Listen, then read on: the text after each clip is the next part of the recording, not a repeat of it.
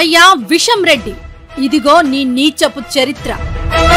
Corona సమయంలో పేదలందరూ బిక్కుబిక్కుమంటూ ప్రాణాలు అరచేతిలో పెట్టుకుని కాపాడు దేవుడా అని నీ అపోలో హాస్పిటల్ కొస్తే కరోనా పరీక్షల పేరుతో, వైద్యం పేరుతో పేదలను నిలువు దోపిడీ చేశావు. ప్రభుత్వం నిర్ణయించిన ధరల కంటే ఎక్కువగా దోచుకున్నావు.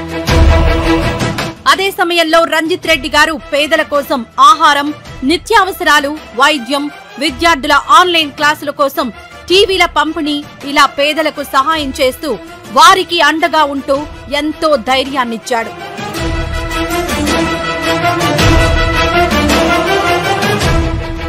వందల కోట్ల అపోలో ఆస్తులు కలిగి ఉన్న నీవు ఒక్కరోజైనా బయటకొచ్చి పేదలకు ఉచిత వైద్యం అందించావా?